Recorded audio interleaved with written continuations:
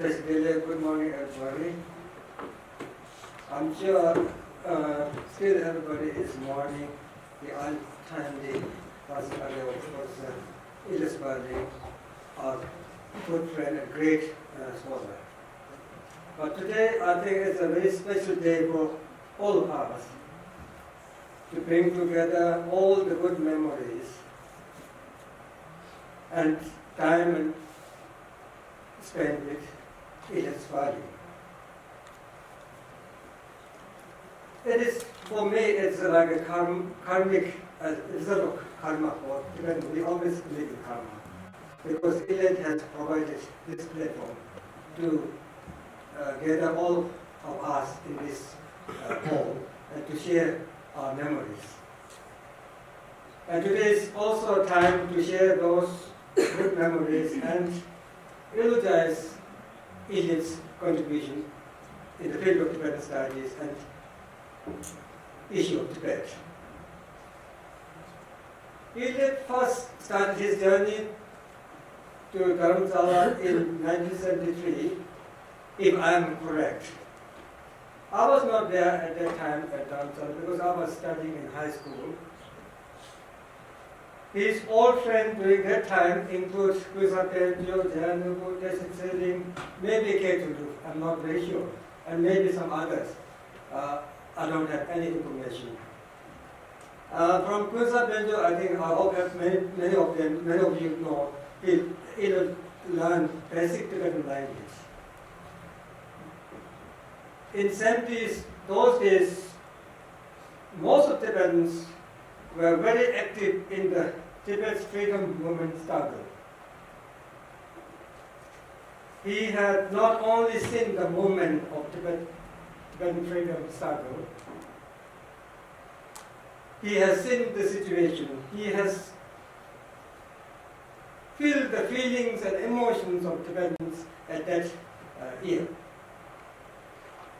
I'm sure this might have influenced to some extent how he later involved in the Rangzhen movement or Tibet issue. I personally known him when I first joined Library of Tibetan Books and Archives in 1985. Every time when he visited Dharamsala, he never missed to visit LWA. He was always curious, eager to see new publications of LWA, and always excited about new acquisition in the library and also the growth of Library of Tibetan Books and Archive. Jashila, Jan Lugula, Robila is here. No doubt, till the end of Elliot's life, we are old friends in Dharamsala. And Amni Martin became his second best friend in the latter part of his life. Elliot maintained the dignity of friendship. He maintained the continuity of friendship. It is very typical in Tibetan life to maintain such friendship in a continuous manner. Kept on visiting Dharamsala, including and visiting cultural institutions in Dharamsala, different cultural institutions like Mensika, Nubulinga, Sara College, and there are many non-government institutions in Dharamsala. He gave scholarly talks, taught Tibetan history and culture in different cultural institutions in Dharamsala. At the same time, supported Tibetan issue through his writings and academic talk without any kind of expectation. This is also very unique character of Elliot Sperling. He was a great orator, which is well known to everybody.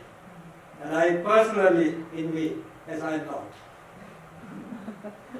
Also, he was a good debater in Tibetan language of any topic pertaining to Tibetan study or Tibetan issue.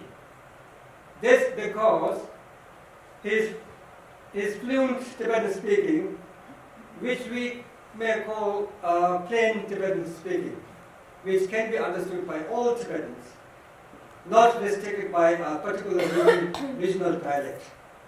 Now, if somebody speak in a very restricted Amdo or Khmer dialect, then other people in Central Tibet won't be able to understand. But Elliot speaks Tibetan which can be followed, which can be understood by everybody. And he was not only a strong supporter of Tibetan issue, but at the same time, he never feel shy in criticizing any policy or any act of Tibetan exile community which is not morally and historically correct. His difference of opinion were always constructive, rather not divisive. This may not be exaggeration that Elliot's knowledge of classical Chinese language has supplemented to the corpus of Tibetan literature. In Tibetan we call Kagong. He has supplemented to the understanding of his classical Chinese language, supplemented to the history of Tibetan literature. There are many, but one particular reference to share with you all is that in 2009, Elliot gave a very interesting talk on Tibet's status as a part of China, remarks on our new Chinese view of history, organized by Amnyamati and LWA. In his talk, he has proved by quoting Chinese language sources that Tibet was never part of China from time of Tang and Yong dynasty. But as they do claim, but it was during Qing period that Chinese sources started claiming or started writing that Tibet is part of China.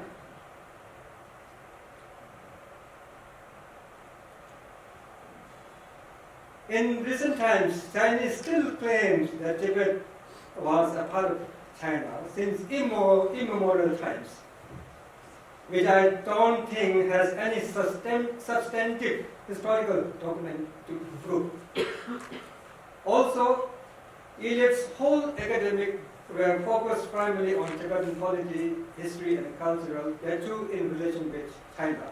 I'm sure later in this evening, our trained scholar will highlight on the academic contribution of Elliot Sperling. He has always tried to fill the lacunar part of Tibetan history. Rather, we could say that his writing, as I mentioned earlier, his writings, all writings, are supplementary and annotated, supplementary Kagong, annotated commentary, Kendall, on Tibetan history and culture. He believes in a high moral standard throughout his career. For everybody, I think sometimes it's very difficult in this modern society. Even myself also always can't maintain the highest moral standard of in the academic career. He never missed to acknowledge anyone who shared his knowledge with him, which is a very unique quality, because I've seen my life 25 years in LWA and now 8 years in America. Because I have a lot of friends from America, Europe, from every part of the world who is engaging in Tibetan study.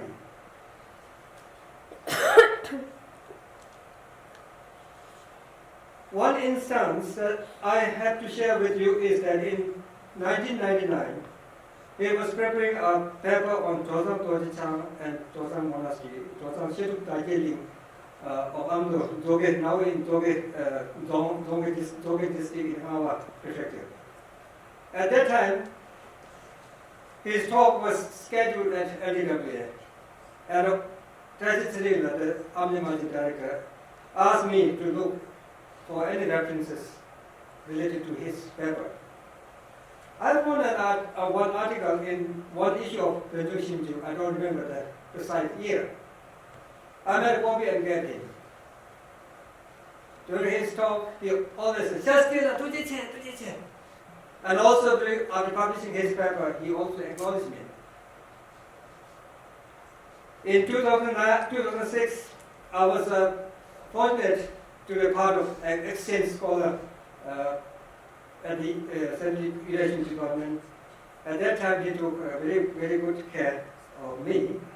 And unfortunately, I could not teach any class at that time. That because of certain reasons. So, Elliot has spent many times in Dharamsala and he gave many talks, but I don't remember every talk he has given in Dharamsala. I have just gathered some of his talks gave in Dharamsala. That mostly organized in early part of 90s, mostly organized by Amnimaji, and then some were organized both by Amnimaji and LDWA. In 1994, he gave talk on Orientalism and Dalai Lama. In 95, ethno-nationalism and Tibet issue. 95 again, the Ming period in Sino-Tibetan relations. 95 again, the Thangkut and their place in Tibetan history. 98, the story of Sadhu Sundar Singh, missionary imagination and the creation of Tibetan barbarism.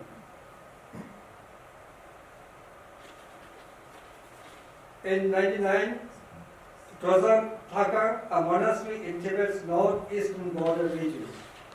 Now, 2008, 13 Dalai Lama in exile. And 2009, that I have mentioned to you, the Tibet status as a part of China, remarks on new Chinese view of history. So these are what I remember. I just took a note. He has given a number of talks at Dharamsala in different cultural institutions. Now, most important part of Elliot's contribution to Tibet and Tibetan people, he has testimony before public bodies.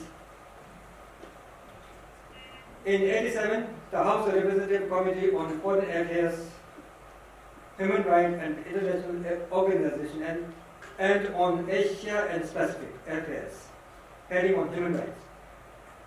94, Council on Foreign Relations Impact Panel on U.S.-China relations. 90, Preliminary Human Rights Group, UK International Consultation on Tibet. 97, the House of Representative Committee on International Relations, heading on the current status of negotiations between Tibetan government in exile and People's Republic of China. 2000, Senate Committee on Foreign Relations, heading on the current situation in Tibet. 2002, Congressional Executive Committee on China, Roundtable on Ethnic Minorities in China, Tibet and Uyghurs. 2009, Congressional Executive Committee on China, Roundtable on current situation in Tibet. 2014, Group, this is in French, Group D Information du Sénat sur le Tibet. So,